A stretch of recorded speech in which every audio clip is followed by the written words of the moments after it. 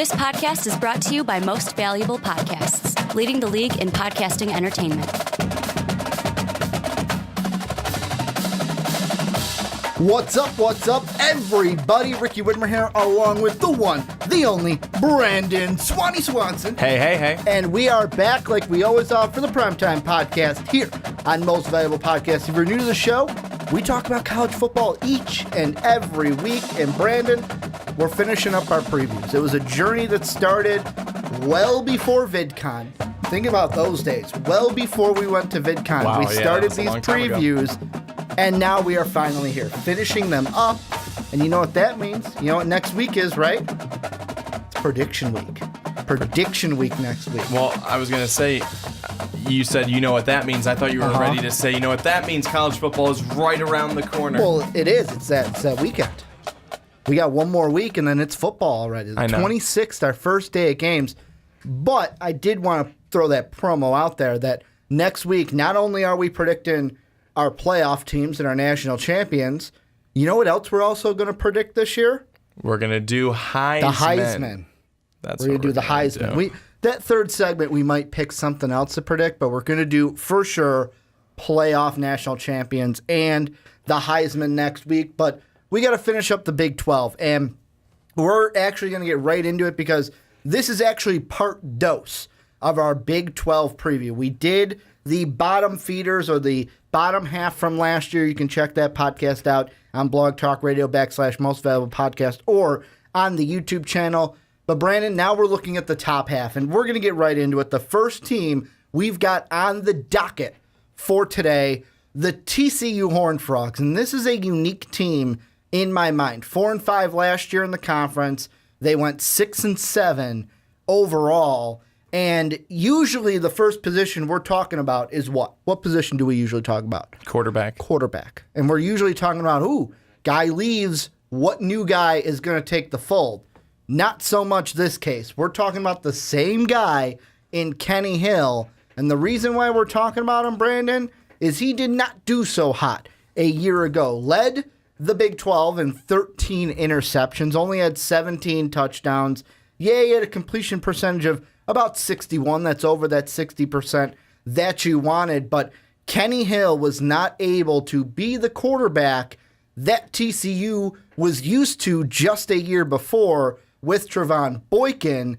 Do you expect Kenny Hill to kind of rebound this year in 2017 for the Horned Frogs? Well, I think that he will be better than what he was last year. I think 17 touchdowns is low for this conference, certainly low for this conference and for this team as well.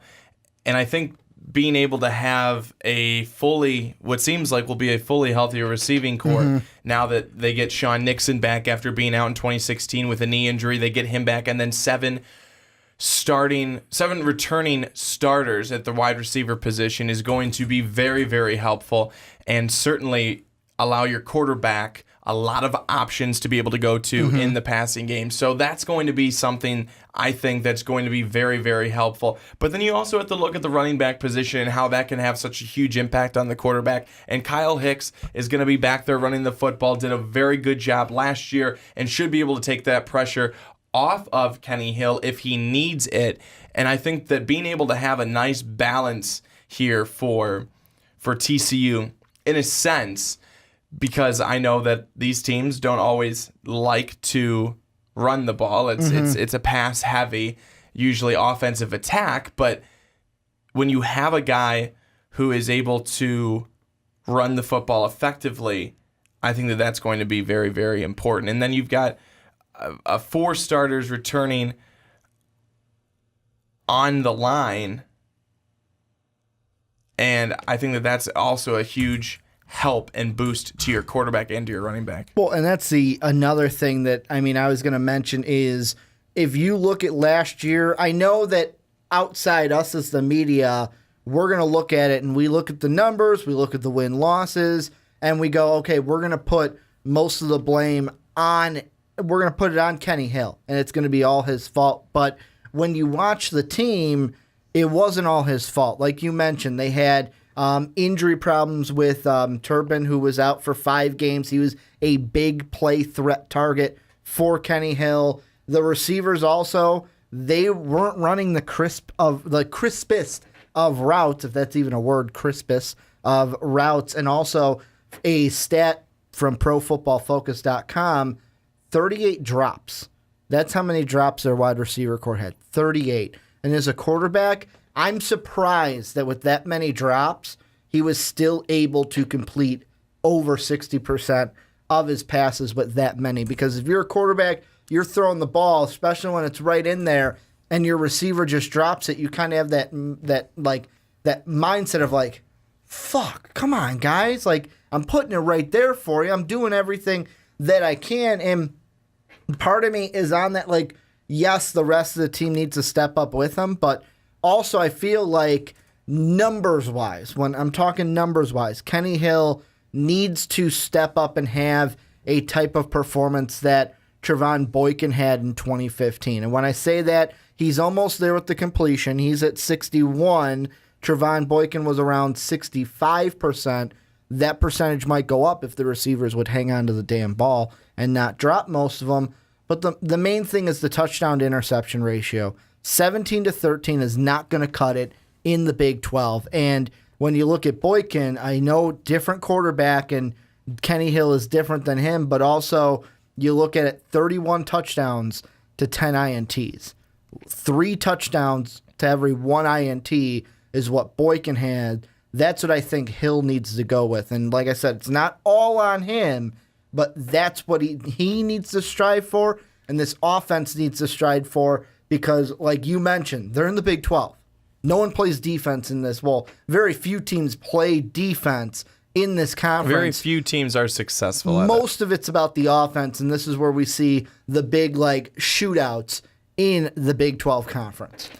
Well, I think, though, too, is that when you look at the defensive side of the football, in 2014 and 2015, the defense only allowed offenses to convert on 28% of their third down chances. Mm-hmm. I mean, that's a really good, that's a really low amount. And they were very successful at that. But last season, TCU was not good. They allowed up to 44% of third down tries. Teams converting on 44% of those third down tries, going 0-6 when allowing offenses to convert 50% or more of the time, and only allowed under 40% twice in wins to Iowa State, who is down, and Texas, who is down. So as much as it's always a key with the offense, the teams, especially in the Big 12, it's key for the defense. And it's key for the defense because of what we just mentioned, is that teams are looking to score. And that is why having what could be, it doesn't even need to be a Big 10 defense. But if it could be at least a formidable defense in this conference, you could probably shut down some teams. And it's most defenses in the Big 12 just don't have that. They don't have that it factor, or they certainly haven't displayed it. It's time for one of these teams to display it. And you've got TCU with a defense that really didn't stop the run too well last season, and they weren't really good on third down.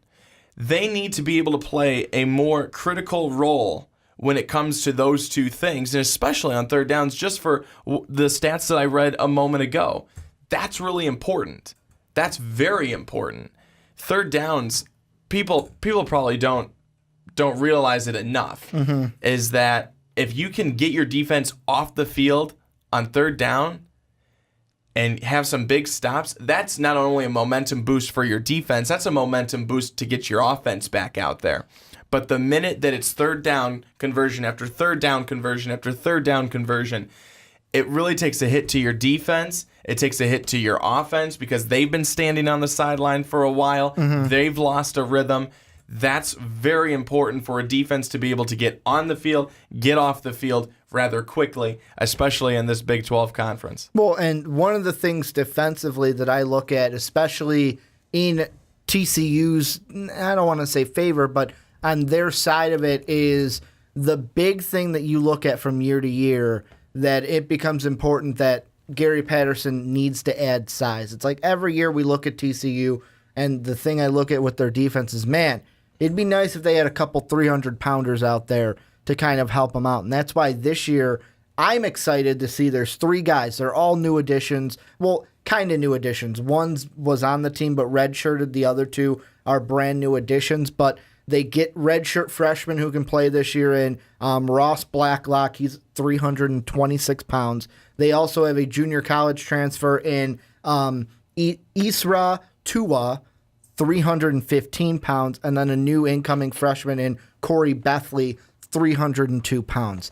That's what I want to see. Them, I know it's only 3 players, but just adding some size to this defense, making them a little bit tougher in this Power 5. Because, I mean, I look at this entire division, and what it comes down to me is we know that Oklahoma is going to be towards the top. We know that Oklahoma State's going to be there.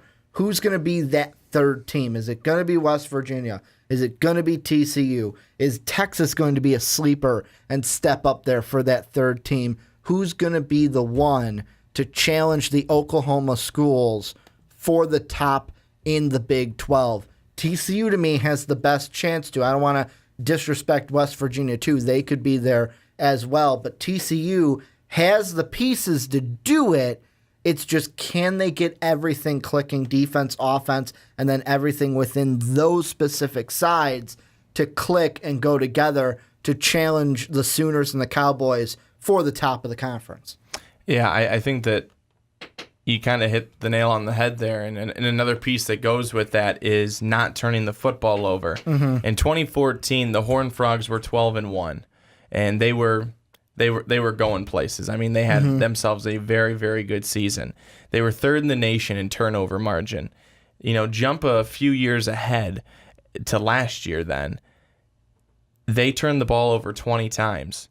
They were not good in the turnover margin, and they went 1-3 when they lost the turnover battle. Mm-hmm. Those types of things will really, really hurt you, and those will be the things that end up killing you in your season. And that's just being smarter with the football. Every once in a while you're going to have a turnover that's like, that's a stinger, the kind of a freak turnover. But a lot of times it could have been avoided. You either ran the route wrong, quarterback thought you were supposed to be running a different route, receiver, quarterback weren't on the same page, you can't hold on to the football, things like that. That can be avoided. And for TCU, that's kind of one of my biggest keys for them coming into this next season. It's being able to turn that around this year, and instead of turnovers, convert those into maybe scores instead, and try and get up there and lead that turnover margin again. If you're able to hold onto the football and be careful with the football and really, really, really make a concerted effort to you convert on those third downs, you have those big plays in those big moments, then they've really got an opportunity. They had a bowl game last year. They lost their bowl game, but they had that bowl game. So for them, for TCU, it's not, if they just get a bowl. Well, they got one. They got one. They need to get to the next level again. They need to get back to the 2014 form. And maybe not even 2014 form, but something near it. They won 12 games in 2014. If they could win 9, that'd be a jump up 3 games. They could do it, but it's definitely going to take a concerted effort from them when they're going to have what I think is probably a pretty darn good offense, but a defense that could still be in question, with a secondary that looks fairly solid, a linebacking group that I think is probably the biggest question there, because you lost a lot of guys on the outside and a guy on the interior part. But that's what, to me, after a team that was already struggled against the run and had a difficult time against the run last year, how much better will they be coming in to this season? Well, and the thing I look at, too, is with the schedule. Last year, they had, to me, 4 games, one being the bowl, so that's why I put an asterisk by that one. But they play Arkansas. They lose 41-38 in double overtime. That's a close game. They lose to Oklahoma at home 52-46. That's another close game. They lose to Texas Tech in double overtime yet again, 27-24, close game. And then the bowl game, 31-23, is a close game score-wise. That's 4 losses. Convert those into wins. Regular season, then they're sitting 9 wins bowl game, they're at 10 wins. They're a double-digit win team. And the thing that I wonder for coming into this year is last year, looking at where the games were played, you had that was the schedule where I looked at and I went, if this team could have last year's schedule again. Because, yeah, you mix up what order you play them in this time, but last year you had both Oklahoma teams at home and you had Arkansas at home. This year, you are going to Bedlam.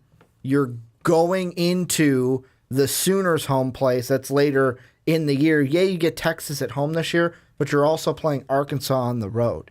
And if those three teams could beat you at home, there's no reason why me as an outsider can't look at it and go, well, I'm not very confident that you can walk into their home stadiums and beat them. Now, TCU, if they do everything right and kind of fix the wrongs from last year, then they have a good chance to beat these teams. But I wonder how much that's going to play into it. Where Oklahoma, where it's like, man, if we just could have had this team last year when we had these guys at home with our home fans behind us and didn't have to go on the road to play Oklahoma, Oklahoma State, or Arkansas.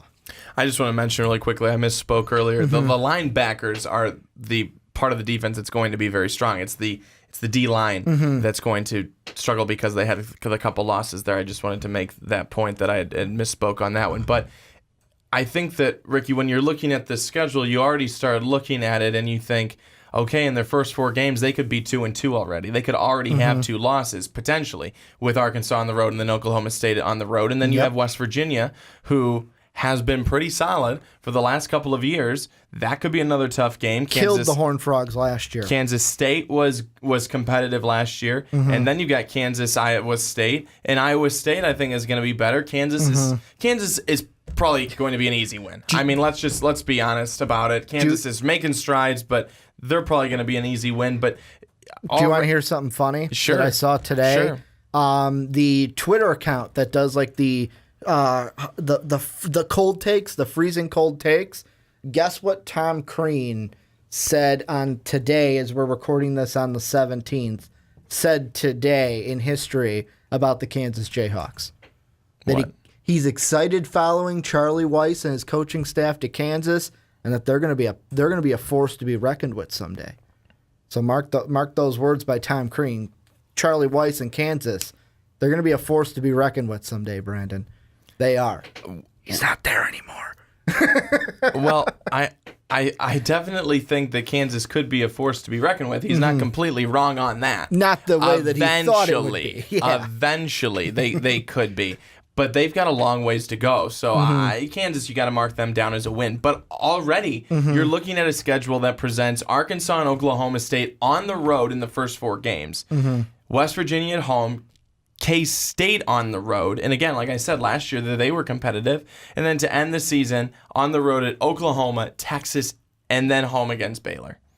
Texas Tech. And then home against Baylor.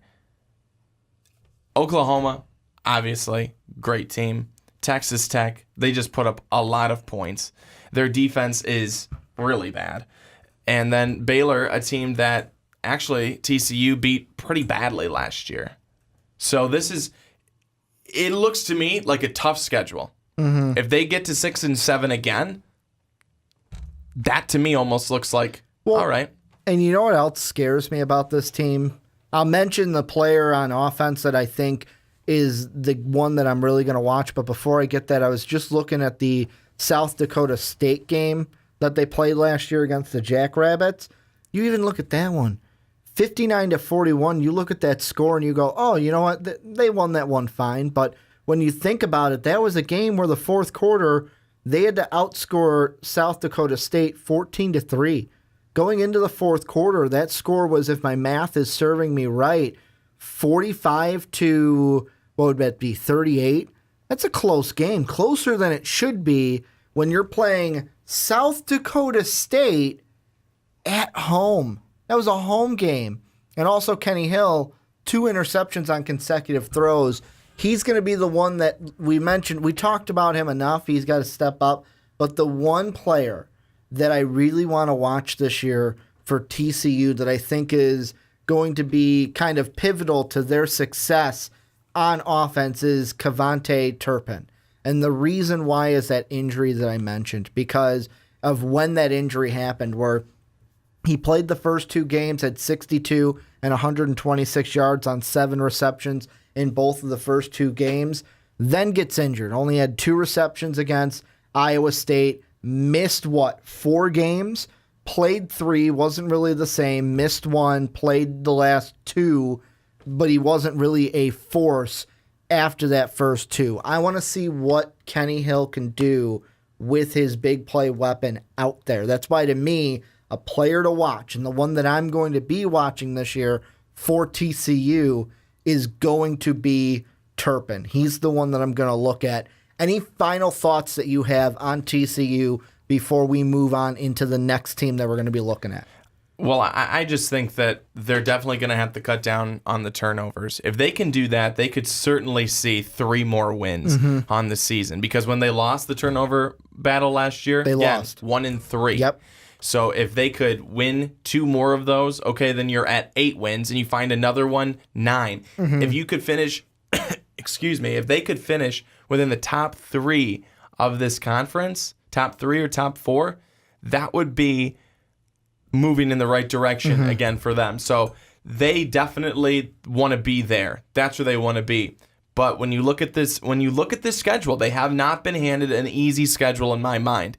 It's going to be tough, which makes it even better if they can win those games and win 8-9 games against a tough schedule. People will give them more respect for that. So that's what needs to be done at TCU this year. If they can do that, Kenny Hill, he's got to be the leader. He's the senior. He's got to lead them to the promised land. Well, this is where you guys come in. Let us know down below, what do you guys think coming into this year? Are you excited about Kenny Hill? Do you think he's going to improve on his year from last year? Let us know what you guys think down below in the comments section. But Brandon, let's move on into the next team we got on the docket, and it is the Kansas State Thundercats are on the loose. Thundercats are loose. Do-do-do-do-do. No, it's the Wildcats. I just think your logo looks like the Thundercats, so I call you guys the Thundercats each and every year. But this team, Brandon, coming in 6-3 in the conference last season, 9-4. And when I asked you coming into this segment before we hit the record button, I said, hey, Brandon, what do you want to talk about first to kind of start this segment off? And you said you want to talk about the rushing attack, the running backs for the Thundercats. Well, not even necessarily the running backs, but I think that you can. It's funny, is most people who watch this regularly would be able to say, here they go again, because I'm going to move it to the quarterback. Here he goes again on his own. Because of how effective he was, and that's Jesse Ertz. And Jesse Ertz was very, very good running the football last year. He had over 1,000 yards, 12 touchdowns on the ground. That's impressive. That's really, really good. Understanding, though, that he's the quarterback, he had less than 2,000 yards, only 9 touchdowns, and 4 interceptions. But they were effective. That's the thing. I mean, they were effective. And just imagine if he was even better.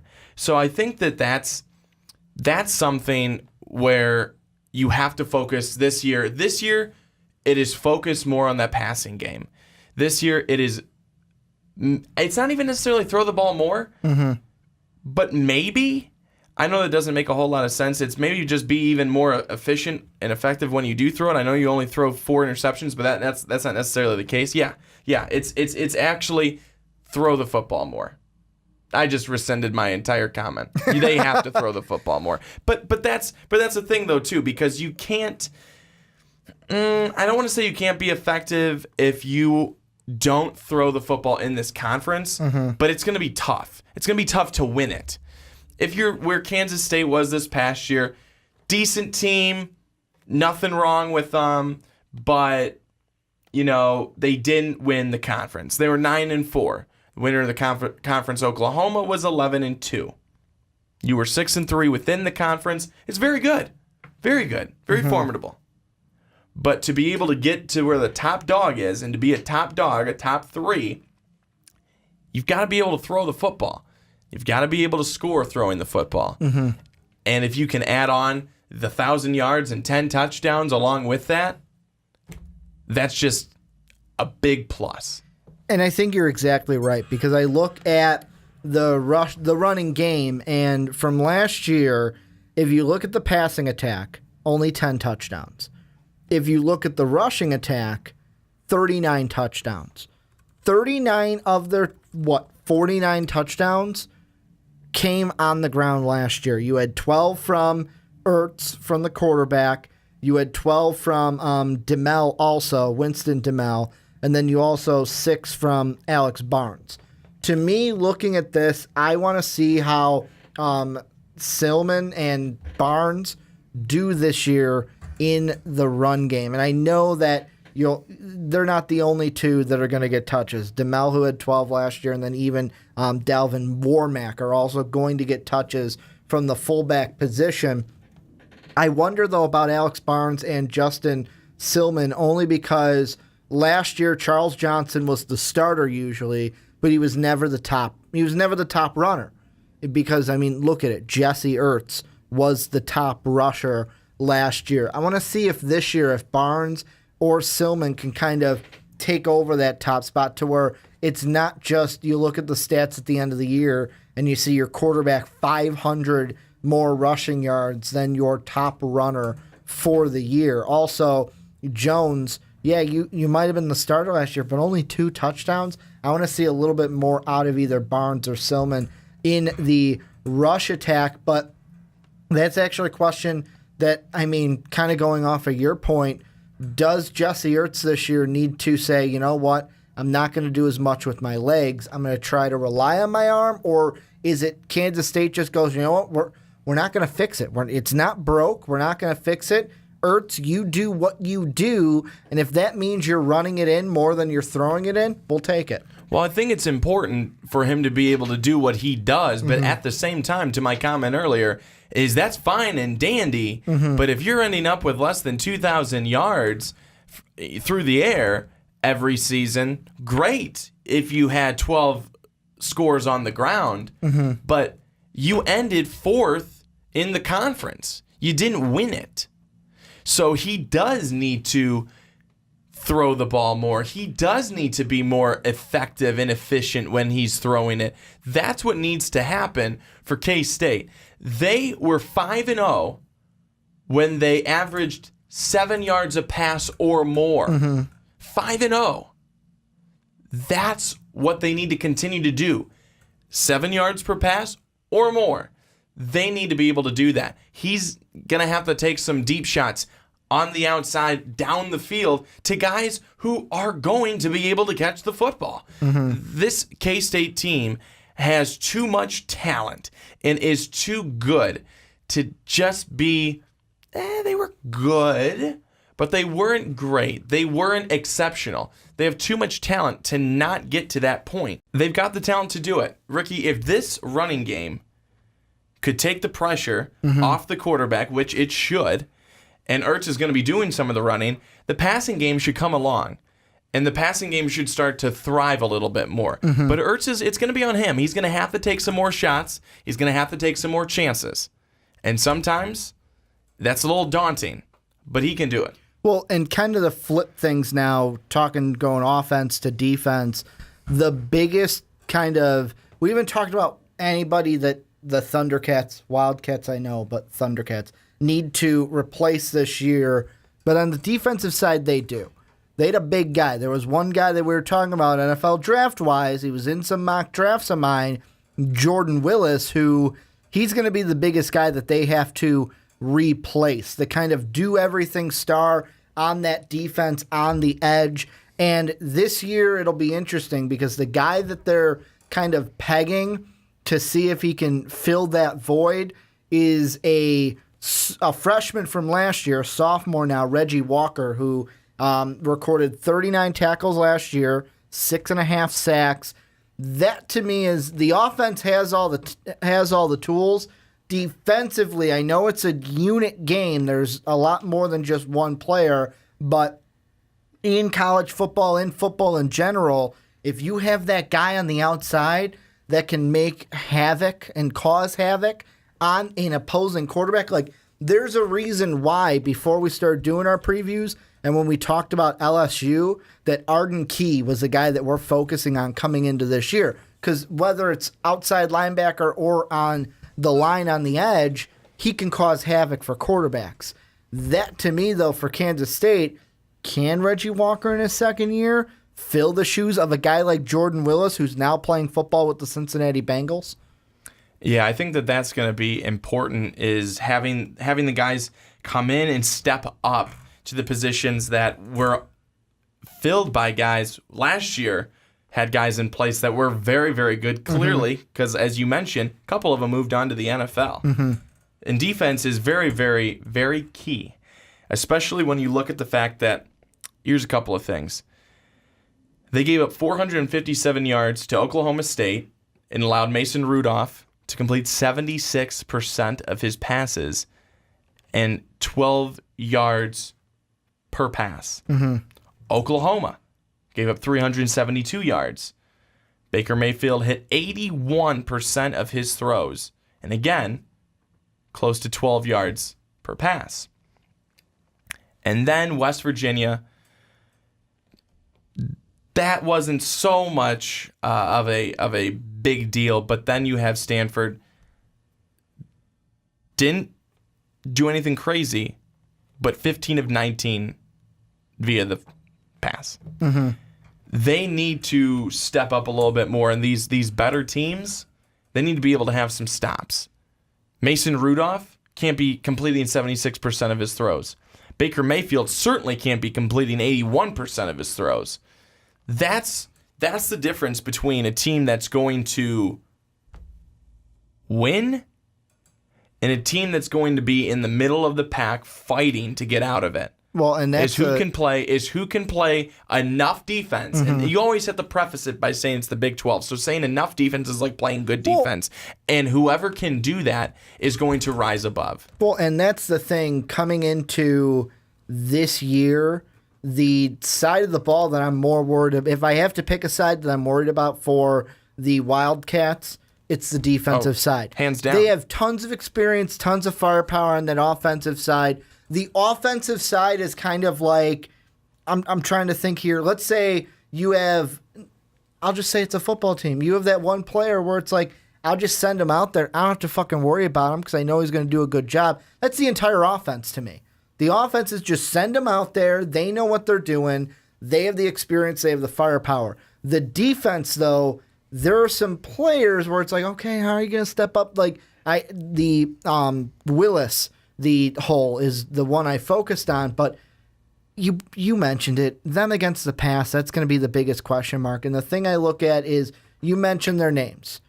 Baker Mayfield, like these are the teams and quarterbacks that, depending on how they do against the pass, will depend how the Wildcats do this year. Baker Mayfield in Oklahoma, Mason Rudolph and Oklahoma State.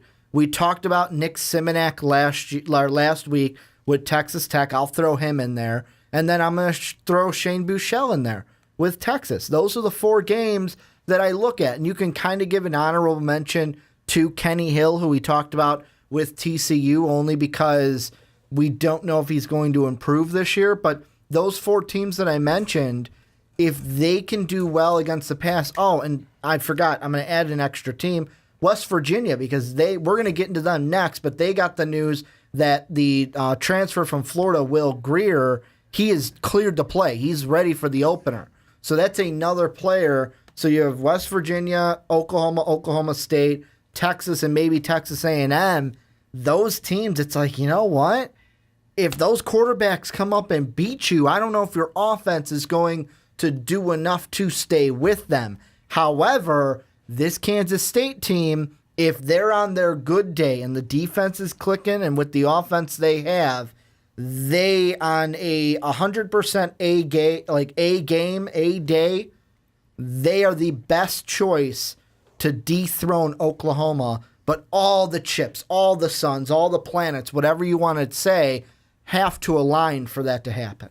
I agree with you, and they do have to happen, and It's just tough to see another team being able to take over Oklahoma. But I think you're right. This team has the consistency offensively and defensively. If they can come up with some bigger stops, they also could have the pieces there, and they could have things set up in place there.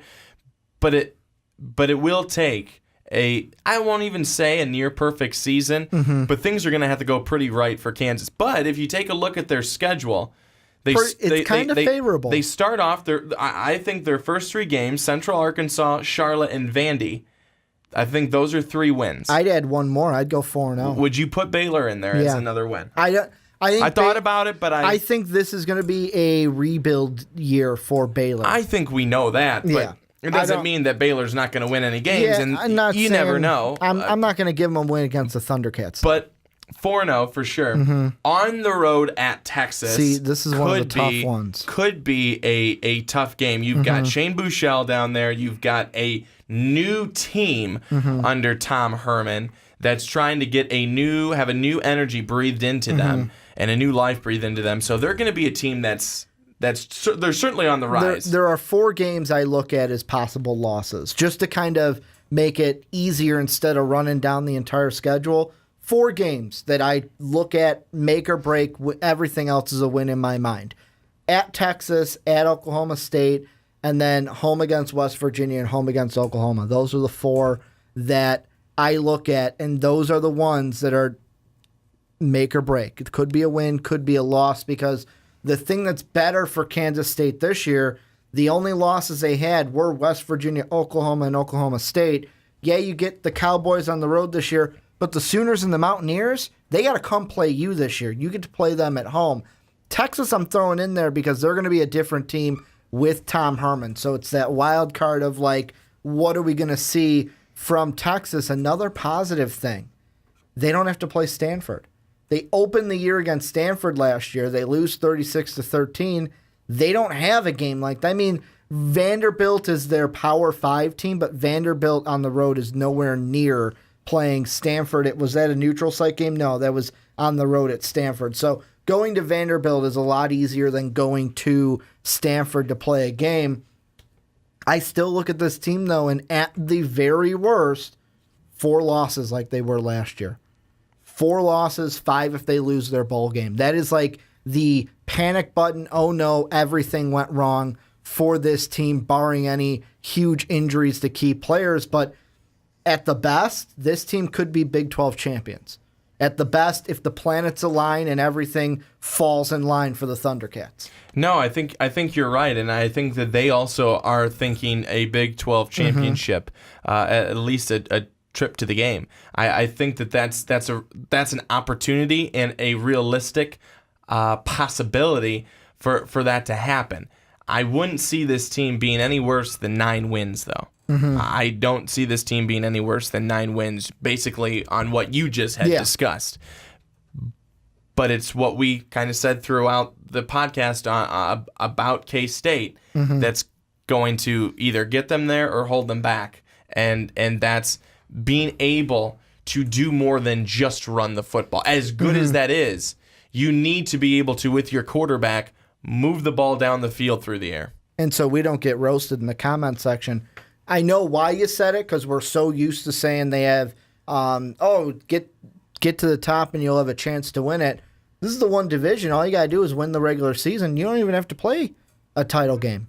They don't have the title game this year for the Big 12. I think they're bringing it back, but this year should be just like last year, right? You're at the top and you win it. Yeah, well, yeah. I guess I get so used to saying... This is the one where, then that's the thing with the Big 12. This is me going off on a tangent here. They need to bring that game back. And I think everyone can agree with me. Bring a championship game back, because I hate how they're a conference to where it's like, well, win the regular season and you win your conference. While everyone else, Alabama, Ohio State, Penn State, I almost said Oregon. I'm living in the past here. The Trojans, Washington, they all have to play a game. And if they lose that game, well, whoops, we don't make the playoffs because we lost that last game. Just look at the Penn State Nittany Lions. But any last thoughts that you think we need to hit on K-State before we move on into the Mountaineers? Well, this is where you guys come in. Let us know down below. What do you guys think? The big question here, could the Thundercats or the Wildcats, whatever you want to call them, could they dethrone Oklahoma? Could they be the Big 12 champions at the end of this year? I want you guys to let me know down below in the comment section. But Brandon, let's move on into the team. I kind of mentioned them early, mentioned their quarterback in Will Grier. We're going to talk about the West Virginia, almost said Western Virginia, West Virginia Mountaineers. And Grier's the guy I really want to start with because this offseason, the Mountaineers were confident that, hey, we're going to have them. But then they were kind of unsure. They had to wait for the NCAA to lift his suspension for using banned supplements in Gainesville. They get it all cleared. They will have Will Grier for the opener. However, they will not have Marcus Sims, the wide receiver, for that home opener after a DUI arrest. But Grier's the guy I want to look at because coming into this year, quarterback to me is the big question for West Virginia and for this Mountaineer team. Because when you look at last year, Skylar Howard had a nice season for them, over 3,000 yards, 26 touchdowns, 10 interceptions. He's not there anymore. Can Grier be the guy to step in and kind of have the same numbers that Howard had just a year ago? Well, Ricky, I want to start by saying that I don't think that this West Virginia team is as good as Oklahoma or Oklahoma State. And it wasn't last year. It was good, but it was Oklahoma State, and then West Virginia. And then you also have to look at some of these other teams that had down years that are going to be bouncing back. So that's going to even force the Mountaineers to have to be even better.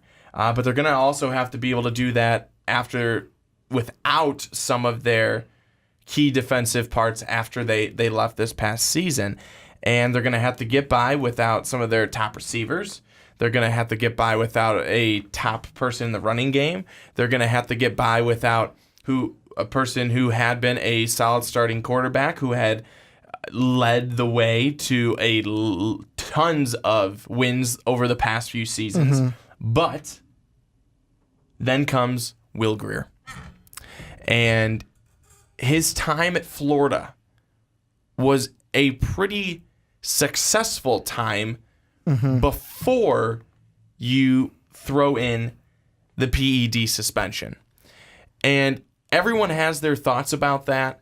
And there are, I think, a number of our viewers, when we talked about Florida and we had mentioned Will Grier, that believed that Will Grier had gotten the shaft, that believed that he had kind of been not treated right, that, they acted as if he was the only guy who had ever used performance-enhancing drugs or supplements, and, well, hello, he has not been the only person to do that. But as you mentioned, if Will Grier can be the guy who, if he lives up to the hype and be the guy that they expect him to be, that the reason why they wanted him to transfer to West Virginia, if he can be that guy, a lot of those things are going to really just gel themselves right together. But then you have to look at the offensive line that, after last year being so good, may take a step backwards this year. But I still think that Will Grier, I've got faith in him. I think that he can be good because I remember the success that he had at Florida. People can talk all about a suspension. That's very unsuccessful. But look at the games he played. And then some people will say, well, he was taking the performance-enhancing drugs. Well, welcome to the NFL. I mean, do you think that they don't do it? In football, it wouldn't bother me as much. No. Personally, but here's the thing. Getting away from that, I was kind of going off on that one. Will Grier can be a good quarterback with the Mountaineers. And he's going to be expected to be a quarterback who is throwing the football a whole lot. He can be that guy, and I'd expect him to be. Well, and the one thing I was going to disagree with you on, you said it early on, when you mentioned the run game, I would say, yes, the pass game, they're going to have to make up for some losses. But when it comes to the run game, that's going to be Grier's biggest ally this season because they've got a kid, Justin Crawford, who last year for this West Virginia team, He had over 1,000 yards, 1,184 yards last season. He's the guy I look for. Yeah, wide receiver. They got to replace Gibson. They got to replace Shorts in the receiver game. They've got guys that are going to come up. They even have Chicago Bear bust, but West Virginia Mountaineer great. Karan White, who you know whose brother he is, right? Since I said Chicago Bear bust. Last name White, wide receiver for the Bears. Kevin's brother. So they also have Kevin White's brother on that team, as well as Gary Jennings and then Marcus Sims. However, Sims, I mentioned, suspended for that opener against Virginia Tech. To me, this West Virginia team, like, the season is easy for me. And when I say easy, I mean when we get to these top 4 teams, when we get to Oklahoma, Oklahoma State, Kansas State, and West Virginia, this is easy because their season and how well they do comes down to how well they play against each other. Looking at last year, they lose by 17 to the Oklahoma State Cowboys. They lose 56-28 to Oklahoma. Do I see them beating either of those two teams this year? No. If I had to say right now, put a gun to my head, Ricky, who's your top 2 teams in the Big 12? I'd say Oklahoma and Oklahoma State in that order. However, the thing I look at is if West Virginia can knock off one of them, maybe knock off 2 of them. The big question out of those 2 games, same 4 games I mentioned for Kansas State. The Oklahoma games, the K-State game, because they only won that one by 1 point last year, and then the Texas game. Texas game with a Tom Herman now, and last year you only won by 4 points against Texas on the road at Texas. I know this year you're playing Texas at home, you get Oklahoma State at home, but Oklahoma and Kansas State will be on the road. Good thing, though, is you get all 4 of those opponents within your last 5 games. You get all 4 of them at the end of the year, and this is a team that I kind of feel like we are going to be talking about them. They're going to be maybe 1 loss heading into that Oklahoma game. The only loss I really see them having is maybe Virginia Tech, depending how Fuente's boys come out and play to start the season. But really, that's the only game that I could see them losing heading into Halloween weekend against the Cowboys. What's the only game that you see them The Virginia losing? Tech game. So lost to start the season, but then East Carolina, Delaware State, Kansas, TCU, Texas Tech, Baylor. I could see them running off a win streak, and then it's those final 5 games because you've got the 4 that I mentioned. Iowa State should be a win, but it's really those 4 of the Oklahoma teams, Kansas and Texas, that are going to be their hard ones at the end of the schedule. When you look at this schedule, now that you had brought it up, with them at home versus Oklahoma State and on the road against Oklahoma, I think that the game that I would be looking at them to possibly be able to pull an upset would be Oklahoma State because they have them at home. Yeah. And even though Oklahoma State still has Mason Rudolph, a lot of times these teams, especially these teams at the top, any one of them could win on any given day when they're playing each other. That's just how this conference goes with the top teams. They just beat up on each other. And I think that when you have that home advantage, that's something that's definitely going to help you. Then after that, you've got Iowa State and Kansas State, and then Texas, and then Oklahoma. So you do have a bit of a toughish schedule to end the season, but you have a very, very, very good chance of being a number 2 team. If not having things go perfectly right for you, you could be the number 1. But again, as I had mentioned earlier, you have a lot of other teams starting to get better, and they're coming alive again. Even after last year, I'm not saying that the Baylors are going to be, whoa, they just won 10 games. But like the Texases, the TCUs, maybe the Texas Techs. But teams like that, they're not going to be held down forever. They can't be. So that's why West Virginia, they've almost got to really make a good push this year, because I don't want to say after this year, they're just going to be hanging around somewhere. But there's going to be so many more teams coming back that you don't want to get lost in that shuffle. You want to put yourself out ahead of everybody else. Well, and I mean, going into the top two that we'll be going into after we get through the Mountaineers, Oklahoma and Oklahoma State are going to be 1-2. For me, for the top, this is how I view the Big 12 this year. The top three, there are 4 teams that can vie for it. The Oklahoma teams, West Virginia, K-State. Those are the ones. Then there's 3 teams after that I kind of put in my sleeper bracket.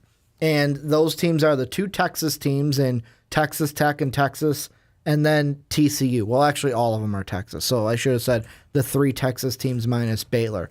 But I look at those 3 Texas teams, and those could be the ones that are sleepers. And when I look at West Virginia, yes, TCU's on the road. Yeah, I know Texas Tech and Texas are at home this year. But to me, if you're going to say, Ricky, out of any of those 3 Texas teams, who's got the best chance to upset the Mountaineers, I'm going to go with the Longhorns, only because TCU coming in, big question with Kenny Hill. I know we talked about earlier, can he come back from last year? Can he improve? Coming in with that question mark, though, I'm not ready to give you a win against the Mountaineers, who were the 3rd best team in the conference last year. Texas Tech, I have too many questions about that defense to give them a win against the Mountaineers. If there's anyone from that sleeper bracket that is going to take on the Mountaineers and win, it's going to be a Texas team that, A, gets a better, well, I want to say better head coach, but I feel like even saying that is a major dig at Charlie Strong because he was slighted at Texas like we talked about last week. But a more improved Texas team with a coach that is proven to get the most out of his players as he's a head coach because of what he did at Houston, getting the most out of those players and putting that school really on the map. So that's why I look at this Mountaineer team, and I'm not sure, going into this year, I kind of want to lean that the Mountaineers in those 4 games get a win over Texas and then lose to the Oklahomas and K-State. I am really high on K-State after talking to them. After taking a look at them, I think it's really going to come down to, I think Oklahoma State are 1-2, and then that 3, I think it's going to be K-State this year over the Mountaineers because I think that game against K-State flips and goes into the Thundercats' hands in 2017. I think it's a 9-win season. Mm-hmm. I think it's a 9-win season for the Mountaineers. And the reason I say that is because the beginning of the season is, for me, at least when I'm looking at it, it's pretty much for a lot of them, boom, boom, boom, boom, boom, boom, boom, wins. But then it starts to get win, lose. Do you think they get a win lose. week 1 against Virginia Tech? Yes. Do you think that's going to be a close game, or is that going to be I think it'll be runaway? I think it'll be a close game, but I think West Virginia will win. Because that's technically a rivalry game. You got Virginia, West Virginia. Yes. I think they call it the it's the Blackstone or something. I'm not sure what they it's call something it. like that. I used to know what it was called. But I think West Virginia will get the win in week 1 against Virginia Tech. What are the other? So are your 3 losses the Oklahomas and K-State? Are those the ones where you're like, those are the 3? Well, if you're 9 wins, are you counting the bowl games in those 9 wins? So they would be 4 losses. They'd lose to Oklahoma State. They'd lose to K-State. They'd lose to Oklahoma, and then they'd end up losing their bowl game. Okay. They'd go 9-4. So you think they'll lose the bowl game? I'm trying to look up the name because now it's the Black Diamond. I knew it had something to do with the color black. The Black Diamond Trophy. That's the one they play for against Virginia Tech. The reason why that was killing me is because in the old NCAA football games, God rest its soul, I wish it would come back because I miss it every single day. I would play as Virginia Tech and take over their team, and when we would play the Mountaineers, we would play for, I remember seeing that trophy, how they had the 2 logos, and they'd put the trophy in the middle. It would have killed me if I didn't look it up, basically, is what I'm saying. But, yeah, this is a team that I think is, I'm going to say a fringe team, meaning they're on the fence for me, whether they're going to be a top 3 or sitting at that 4 spot. Really, the game that solidifies it for me is that K-State game. Can they overcome a K-State team that I think is going to take a step, although they lost some pieces on defense, take a step into this year And will the Mountaineers be ready to take that step with them? I don't really see West Virginia winning the Big 12 just because, like I said, if I had to pick right now, gun to my head, I'm going to go with Oklahoma. Good thing I have a week before you're putting a gun to my head, Brandon, to make that pick for the conference. But kind of going into, before we get into the next team, which would be the Cowboys, any last thoughts on the Mountaineers? Anything we didn't touch or you want to mention to make Mountaineer fans go home a little bit happy? No.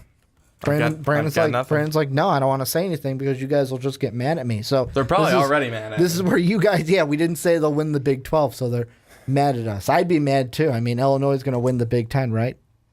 Right? That's a thing. I can say that, right? You can say it. I can say it. I don't think it's going to come true, though. This is where you guys come in. Let us know down below in the comment section. What do you think about West Virginia? And I want to hear from Mountaineer fans. Are you guys worried about the Oklahoma teams and K-State?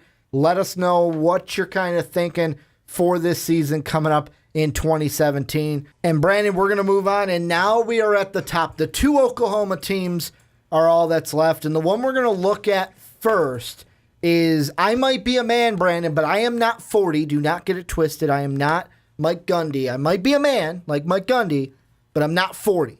Just wanted to get that clear. Talking about the Oklahoma State Cowboys, and really the player we have to look at first on this is what position, Brandon? Defensive end, right? Kicker.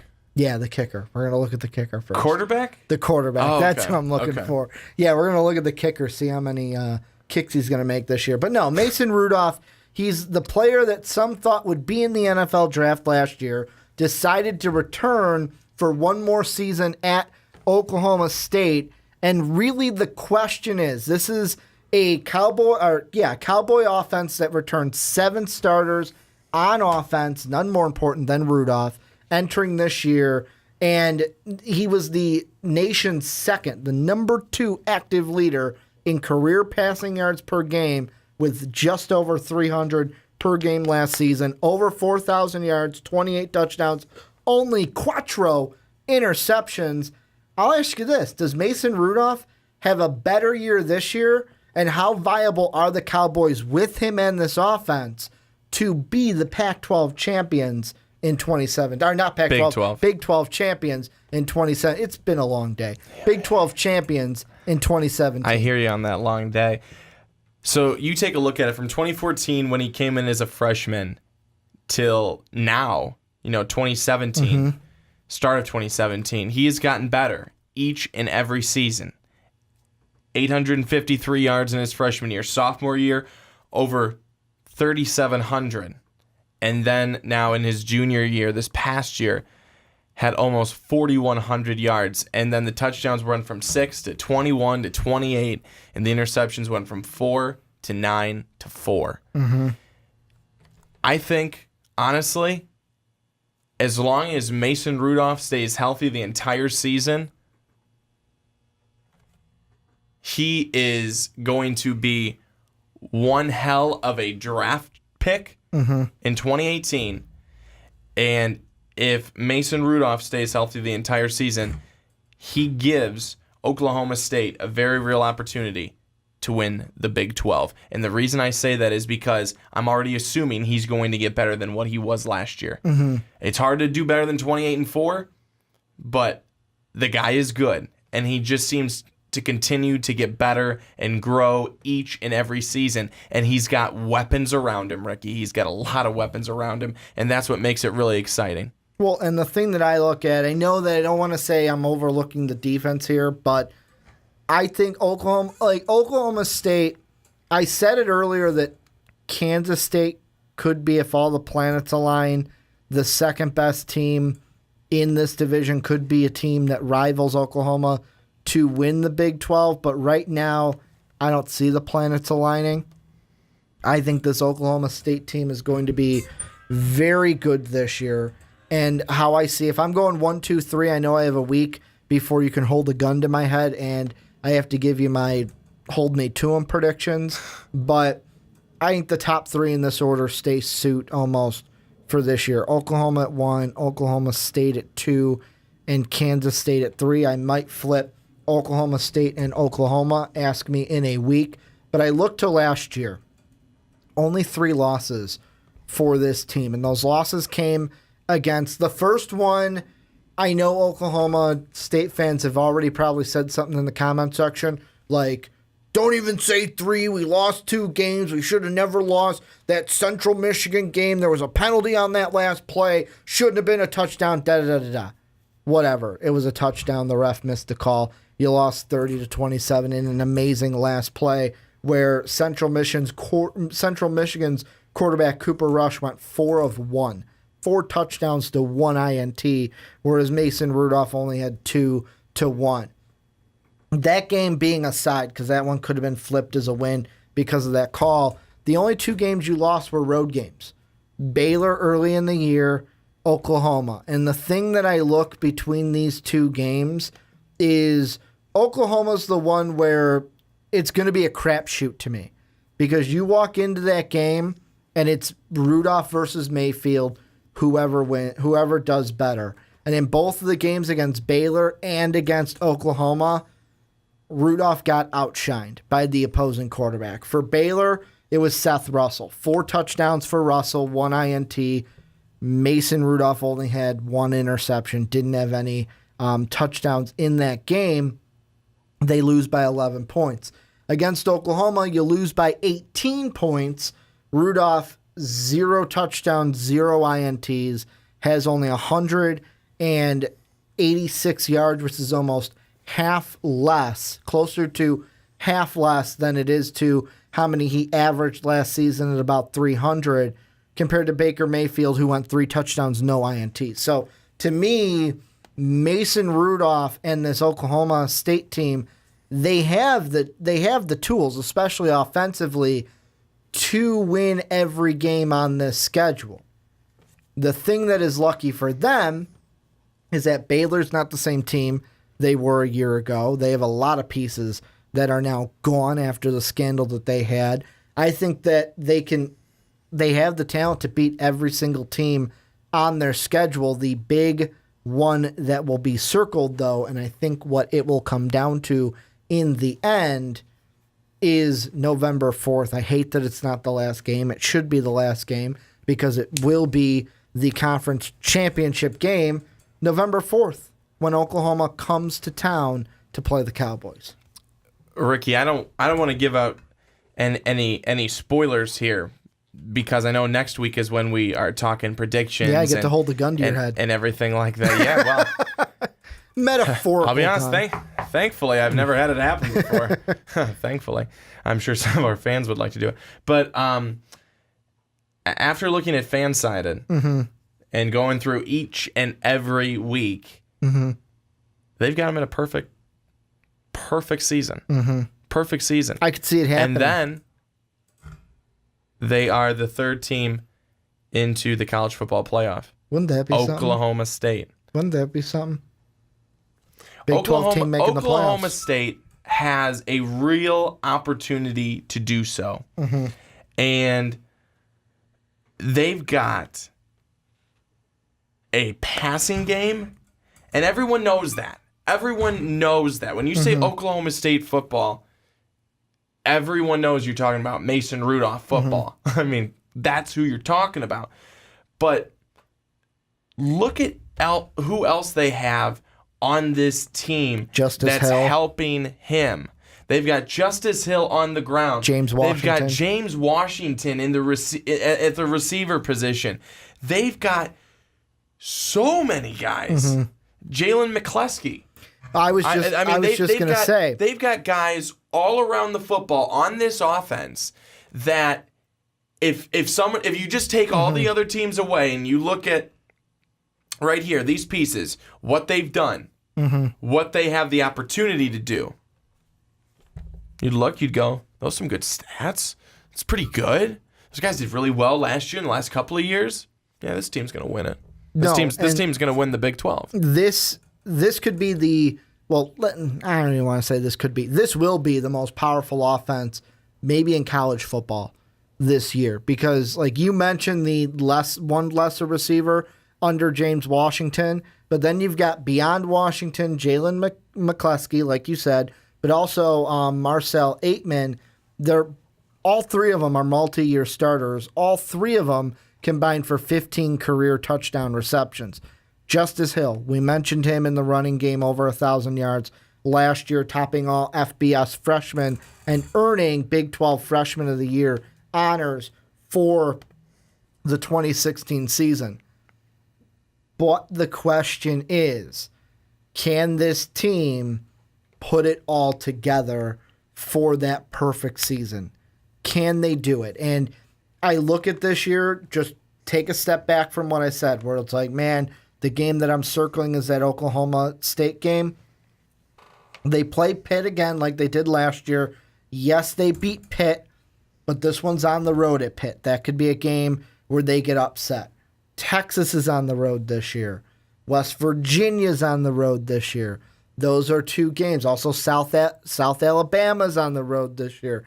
I know that's a real tough one for people. That's a joke, guys. If I get one comment down below, this guy's an idiot, he said South Alabama. It's a joke, guys. It's a joke. I tried to get one past you. You know what'll be even funnier? Someone does it anyways. Is when someone actually puts it in the comments. Yeah, just to fuck with me. But, yeah, I mean, you get Texas, they're on the road. Pitt's on the road. There are games that could be trap games or upset games, but this team, if there's one team, well, really there's two teams in my mind that could rival Oklahoma.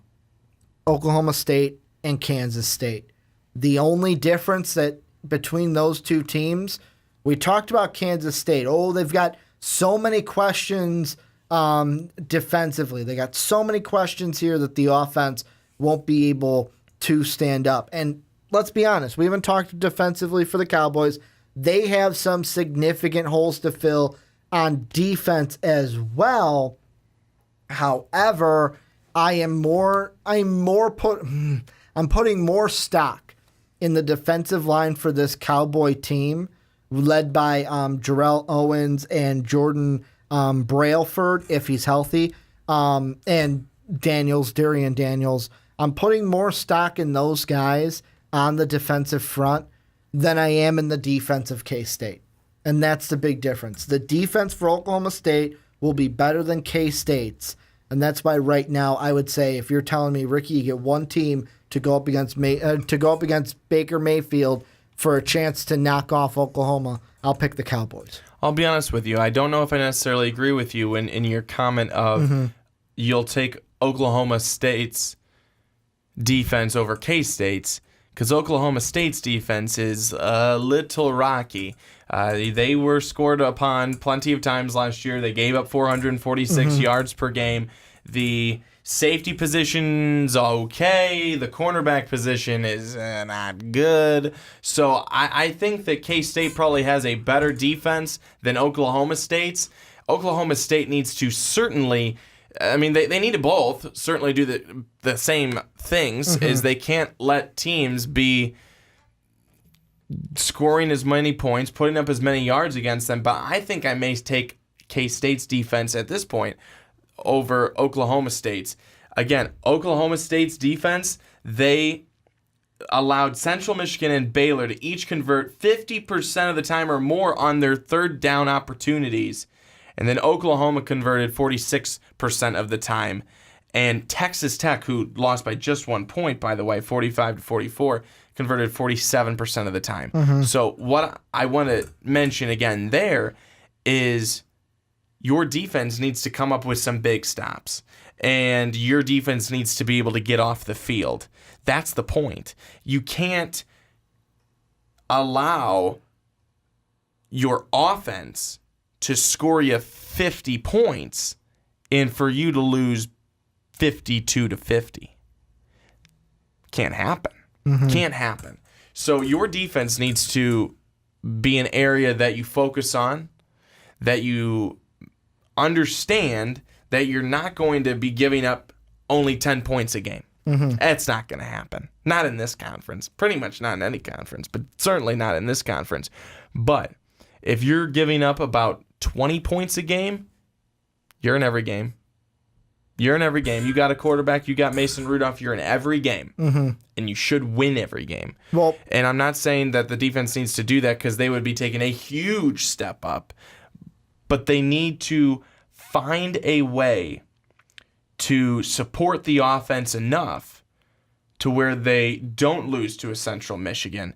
They're able to have a bigger margin of victory against a Texas Tech. And that you're not allowing these other teams to be so successful on third down. I want to ask you this. There's a quote that I have in front of me from Mr. Rudolph, and it says, it's about Oklahoma. It says, and I quote, "That's all we talk about around here. That's all we're focused on. So yeah, that's a goal. That's a goal," end quote. I'm going to ask you this question, Brandon. Of course, with quotes, we can read them however we want. We can look at them however we want. Is this a quote that people are going to take out of context and say they're going to be way too focused on Oklahoma? They're going to get upset by some team. West Virginia, K-State, Texas, they're going to be too focused on beating Oklahoma this year that they're going to slip up somewhere else. I don't think so.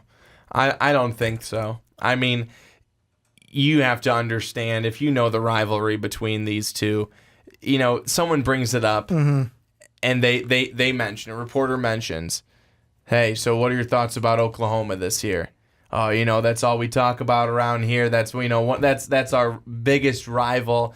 That's who we look forward to on the schedule." Not that we're not prepared for the other teams, but we are looking forward. We've already circled weeks, months back. We circled the Oklahoma game on the schedule. That's, again, not to say that they're not prepared for all the other teams, but they know who's 1 and 2. They know what game is going to be the biggest game, but they also understand, and I think Mason Rudolph is a smart enough young man who also understands that the games before that one, if you don't perform well in those, the Oklahoma game ain't going to be too important if you don't win all the other games or the games before that. So I don't think that it should be taken out of context. I completely know what he's saying. I completely agree with him that is the game that you want. You want to be playing that game. You want that game week 1. But I don't think that him saying it like that is bad at all. And I mean, the last time that they went ahead, and I'm looking at the series record right now, the last two have been going the Sooner way. Yeah, last time was 2014 when the Cowboys won. Yep, 2014. And the thing is, that one was in overtime. That was an Oklahoma State team. I'm looking at some of the guys. I mean, their quarterback was Dak Garman. How many of you remember him? The only guy looking here on their kind of on their stat sheet that really is doing anything right now is Tyreek Hill. He's the only one right now that I'm like, oh yeah, I know Tyreek Hill. The other team though that beat them, 2011, was the only other time since I want to say 2003. Yeah, since 2003, they've only beaten them twice. 2011 was the only one. That team though, do you remember who was on that team for Oklahoma State? They had a quarterback, a running back, and a wide receiver that all went to the NFL. Quarterback, he is now with the Dallas Cowboys. He's their backup or their third stringer, one of the two. Brandon Weeden.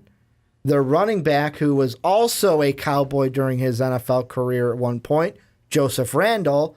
And then the wide receiver we all know and love who got drafted by the Jaguars, Justin Blackmon. Ah, yes, a huge success. Man, that was a team. Randall, Weeden. Like, Weeden, we thought he was going to be the next coming of Joe Montana, basically. That's how I felt like he was hyped coming out, where he was going to be great. I just said Joe Montana. I just threw a name out there. So don't kind of roast me in the comment section. But, yeah, this Oklahoma State team, they're going to, like, I read that quote and I go, man, I am watching that game. I am not missing that game for anything. Like, if I have plans that day, I'm sick that day because I'm staying home and I'm watching the Bedlam series, that game. And like I said, I wish it was the last game of the year. It should be the last game of the year because really I think this year is going to be coming down between those two teams. But we got to get into Oklahoma, end this thing. Any final thoughts you've got about the Cowboys heading into 2017? Yeah, they're going to be one hell of a team. Yeah, and we're going to focus it onto you guys. Let us know down below. What do you think of Mason Rudolph? What do you think of this Cowboy team? And I want to hear your thoughts. What's your percentage that this team makes the college football playoff? Because Brandon threw it out there from the fan-sided article. What's your percentage that they make the playoff? And is that even is it viable to say Cowboys to the playoffs? Let us know down below in the comment section. But Brandon, let's move on into the last team, the final preview team that we are looking at for the 2017, coming into the 2017 season, and it is the Oklahoma Sooners. Boomer Sooner on the podcast. And really, this one, we're not going to start off with quarterback. And I know everyone's going, this is where I go over to the laugh track, and it's like, aw, the studio audience. But we're now talking about Baker Mayfield first. We will get to him. The thing we got to hit with this team coming in, though, is that they're going to be this is something that we couldn't talk about when it happened because we were doing our previews. But this is going to be the first in, I can't even remember in my career doing this, that Oklahoma will be without Stoops on the sideline as he stepped down this offseason and will not be the Oklahoma Sooners head coach. And now, Ricky, again, does that just seem odd to you? No, it doesn't. It doesn't seem odd at all. It doesn't. And the reason why it doesn't seem odd at all is because I know I've been on this train a little bit more than you have, but over the past season, maybe a few months, I've been on the, is it time to maybe fire, is it time to fire Stoops or look into getting rid of Stoops? Not necessarily about his record or anything, but based off of just some situational things, more so the Joe Mixon thing and how the culture might have set up at Oklahoma. So when he stepped down, I really looked at it as maybe there was a little something to look at there after all. Maybe just a little something. But this is a coach, I was thinking about this coming into recording today. This is the one coaching change where it's most coaching changes we've looked at, it's been well, I don't know, this is going to be a change for this team. I think this could be a good thing for Oklahoma. This could turn out to be a blessing for their team because not only do they get a guy where the offense ain't going to change, they have a guy who knows how to deal with these players already. It's not like they're getting someone from the outside that needs to rebuild everything. Yeah, there's going to be a little bit of tweaking to the culture because Lincoln Riley is going to set up a different culture in the locker room than Stoops had. That's just head coach to head coach. But this is a team that, coming off of a coaching change, I don't think misses a stride or has the chance to not miss a stride coming into this year, mainly because of his rapport with the team. He knows the team. He knows this quarterback, which is going to be the relationship between Riley and Mayfield are going to fuel Oklahoma. So this is actually a coaching change that I look at and I go, could be a blessing for Oklahoma. Could not be a bad thing like we look at for most coaching changes year in and year out. Well, I thought that it was a surprise with Bob Stoops stepping down. I was kind of shocked because a guy like Bob Stoops, who's had the type of success that he's had, I just felt like it was a big surprise to me. And you take away all the kind of the shadiness that you could call it. His records were good. He had a great quarterback. He had a very good offense. He had a good team. And I guess I'm just surprised why right now. Maybe I could see if after Baker Mayfield was done, maybe at the end of this season, he goes through, he's got Mayfield, he makes one last push for the college football playoff, and then if it doesn't happen, or if it does happen, you have a lot of success, you win it all, let's say, then you go out on top, or you go out with, one of the best quarterbacks you've seen the program have. He didn't do that. So that's a little surprising to me that he did it with kind of around, not really around anything. So that's why I was surprised. But you're right. The offense is not changing, but the pieces on the offense certainly are. Well, and I want to touch one thing before you go into the offense is the exact reasons why it wasn't surprising to me is, yes, the record was great for Bob Stoops, but it wasn't just Joe Mixon. Yeah, the Joe Mixon thing was huge, but during his time, he recruited, transferred Doyle Green Beckham. He was one that was released from Mizzou during his time for pushing a woman down the stairs. And then also there was in 2015, Frank Shannon, a linebacker, welcomed back to the team after being found to have committed sexual misconduct in January of 2014. So you had those two, Joe Mixon. It was just a lot of mishandled situations. That's why I wasn't surprised. But get into the offense. Get into the X's and O's. One more quick thing. Okay. One more quick thing. I always do it. Is that guys like that with an ego, as I'm sure he had, they don't leave because they're too good. They can't leave because if no one's going to get rid of them, I think they will sit on their throne of egotistical. You know what I think it might have been? It might have been a situation where it's like, hey, Bob, we don't want to fire you. You know you don't want us to fire you. You've been a great coach. You want to keep your pride intact. We're gonna basically ask you to step down. And that's what I think might have happened behind closed doors because the Oklahoma AD and the basically the board probably had to look at it and go, you know what? These situations aren't good, Joe Mixon. This is another one on top of it. We've got a guy like Riley here. Why wait for him to move on when we got this guy before he leaves and finds another job somewhere else? Agreed. But moving to the offense, you lose Samaje Perine. Huge. You lose Joe Mixon. Huge.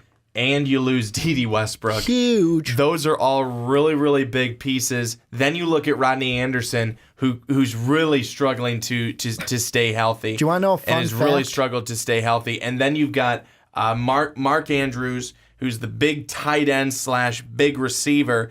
And then after that, you've got question marks. You've got transfers. You've got guys who've been there but haven't really been used.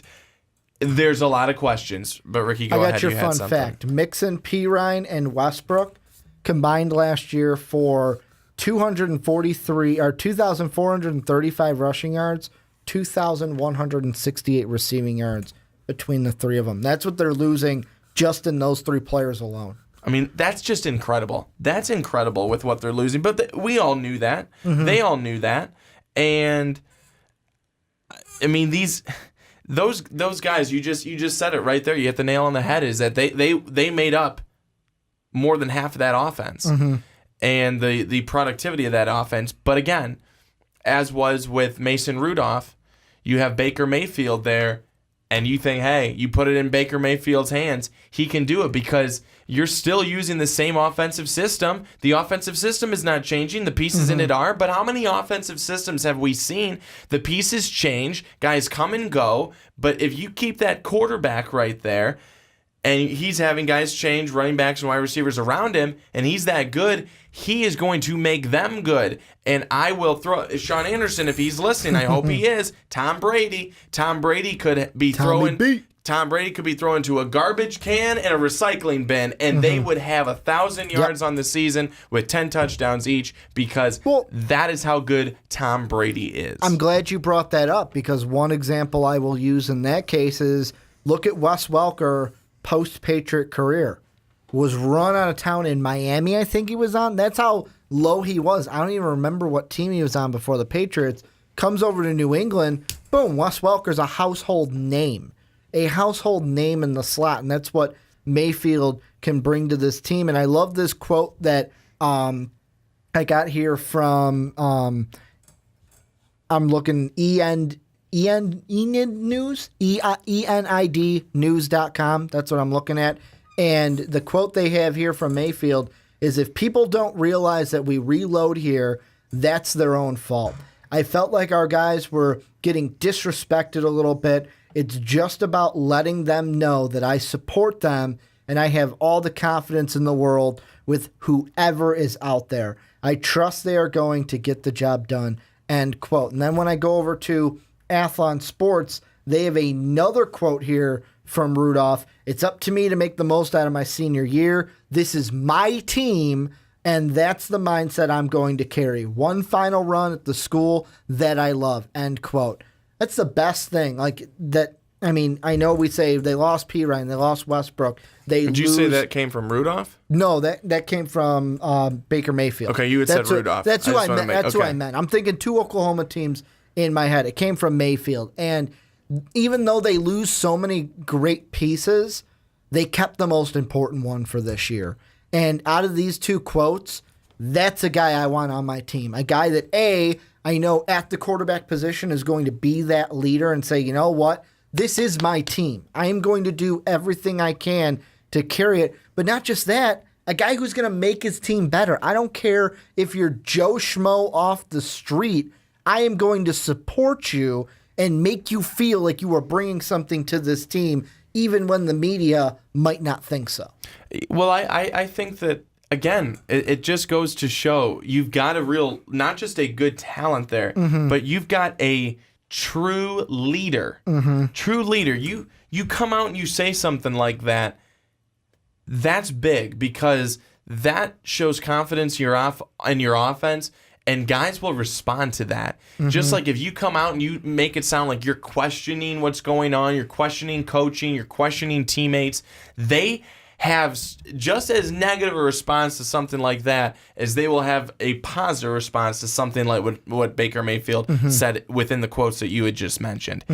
That's the big part, is that when you have your leader come out and say something like that. When you look at this offense and you kind of look away from those pieces, you look at the offensive line. This offensive line is going to be very, very good. These guys are going to allow a lot of time for Baker Mayfield to be able to get rid of the football, guys to be able to run their routes and stuff like that. That is going to be equally as important, especially when you're working with some guys who maybe you haven't worked with as much as some of the other guys in the past. You know, you worked with the D.D. Westbrooks, big time, and you worked with the Sterling Shepherds before that. But you didn't necessarily work with some of the other guys. This offensive line should give you the time to be able to find them. And that's what's going to make Oklahoma, I think, very dangerous offensively. But, Ricky, there's another piece of this team that we need to talk about as well. Go ahead. And that is the defense. The defense that really struggled early on last year, and they got torched by teams like Texas Tech and TCU, but they started to figure it out a little bit. So the line will be fine. They'll be good enough. They got to prove some stuff overall, though. But they need to get better in the linebacking position. The linebacking core is where the question marks fall. And you look at cornerback and you look at safety, and that's also a position that should be solid. But the linebackers are where you are going, how's this going to go? No, exactly. And I mean, I look at this team to where it's kind of everything that we've talked about with the Big 12 coming into this year is questionable defense, phenomenal offense. The good thing for them, though, the teams that we've talked about, and the main two that I think will challenge them in Oklahoma State and K-State, guess what? Both of those teams don't have a good of. They don't have a good defense. They don't have that phenomenal, and when I say good, they don't have that phenomenal, like, knock-you-out Alabama-style defense where it's like, great, we're not fucking scoring today. They also struggle on that side of the ball. So that's going to be good for Oklahoma. The only thing that kind of questions me, and I want you to read it off. You're going to do me a favor because my computer died. You're going to pull up Oklahoma's schedule for me if you have not already. Read me off their road games because that's what I was going to read off coming into this next point, because that to me is the one thing that this team's going to have to look at is the road games. Yeah, don't worry, buddy. I got you. Yeah, I mean, I pulled it up and I'm like, damn, it just died on me. Your computer just died on you. Well, it keeps going to Oklahoma State. Okay, here we go. So their road games at Ohio State, at Baylor, at Kansas State, at Oklahoma State, at KU. Except for KU, And like KU and Baylor are like okay, I can see, but everything else, Oklahoma State, Kansas State, Ohio State, those 3 games alone on the road are tough. Tough games. Two of the big in-conference teams that we talked about to unseed them, and a team that we talked about in the Big Ten preview to where it's like, you know what? They're a team to where it's like they're going to be a college football contender as well. No, I completely agree with you. What I think is going to be a really, really big game right away is going to be that game against Ohio State. Win it and you're a college football favorite. Because last year we had Oklahoma coming in as this team that, okay, here we go, Oklahoma. They're really going to be making a name for themselves. So let's go. They're playing Ohio State. Going to be a big game. And it was a big flop. Yeah. 45-24 was the final score, and Ohio State had the game from the word go. And then Oklahoma does everything else they need to do in the middle of the season. They come on real strong at the end of the season. And as I've mentioned a couple of times on this podcast, is the fact that I believe that Oklahoma could have been another college football playoff team if they would have won that game at the beginning of the season. If they would have started off stronger, they would have been a college football playoff team. And I still think and then we would have never had the discussion between Ohio State and Penn State. No, you wouldn't have. But I still think that even with how they ended, they still could have been. Yeah. I mean, even with still losing to Ohio State last year and ending up, 10-2? Yeah. They still could have been a college football playoff team. I won't say that they were snubbed, but I will say that they were on the fringe. They went out there and they threw out a clunker. But those 3 games are going to be the most important to me. Even Baylor on the road, I got them winning that game, but that could be a trap. I'm going to air quote it, trap game. You're a big fan of the trap game. Like, that's one where it could be a trap game depending on what Baylor does. KU doesn't stand a chance against Oklahoma. That should be an easy win for this team. But, yeah, to me it comes down to this year. Like, last year Oklahoma had all the weapons. This year, can those weapons, what's the word I'm looking for? Can they step up and can the new weapons, can they get as shiny as the other ones? And can Baker Mayfield be the tool to help them step up, to be that guy to encourage them? Because the 2 quotes that I read, going back to them really quickly, kind of to put my final thoughts on this will be not only a very important season for Oklahoma, but for Baker Mayfield as well. Because of the quotes that I read, because of the kind of attributes that I was seeing from those, I'll be honest, I wouldn't be surprised if at the end of the year we are talking NFL draft-wise and we're going Sam Darnold 1, Allen number 2, and then Mayfield number 3. If he jumps a Josh Rosen, if he jumps Lamar Action Jackson's not in the top 5 for most people. If he is better than a Rudolph on draft boards and is a top 3 quality quarterback coming out because of the skills that he possesses as a leader, and as we get through that draft process, as teams start to interview kids coming out of college. I think you've got it. It's going to be Baker Mayfield that is going to, his success and his leadership is going to be what boosts this team and pushes this team. And he also ahead. has to have no more run-ins with the cops where he's like, I'm drunk, I can outrun him, and then gets tackled into brick walls. Can't have that anymore. I just want the other side to be out there too, because Baker Mayfield's not a perfect shining, like, has done nothing wrong. He's made his mistakes, but he's just got to correct And neither those. are you, and neither am no. I, and neither are all you guys. I am not throwing stones. Unfortunately, he is out in front of the public eye and needs to just be smarter. Yeah. Can you still have fun? Of course, but be smarter and be safer. That's all that he needs to do. Hey, I'd rather have what he did than what Joe Mixon did. Yes. Yeah. But, again, Baker Mayfield, he's going to be the reason that this team thrives or that this team takes maybe a step back. But I'm not saying they're taking a step back. I'm just saying that it's going to be down to him of how this team is going to end up being. And I see this team as being a very, very successful team and being very successful this year. And I don't think they're going to miss a beat with having Lincoln Riley as well. The Bob Stoops was a surprise for me, but I think Lincoln Riley has has learned from Stoops, can take pointers, can do things differently as he should. And I think we've got a very successful team here in Oklahoma, with Oklahoma and Oklahoma State, not putting them in any specific order, but they will be 1 and 2, however they end up falling. Well, and this is where you guys come in. Let us know down below. What do you think about the Sooners heading in? What do you think about this race for the top of the Big 12? Who do you think is going to be in it? Does Oklahoma get dethroned? Does someone else come up and take it from them? Let us know what you guys think down below in the comment section. I want to thank you guys for listening. This has been another edition of the Primetime Podcast here on Most Valuable Podcast. You can find us anywhere. Find us on YouTube if you're watching us. You can find all of our podcasts on either blogtalkradio.com/the Primetime or Primetime Podcast, or on iTunes or Stitcher as well. You can find us on Android. You can find us on Apple. We're all over the place for you guys. But I want to thank you guys for watching and listening. And as always, have a good day, everybody.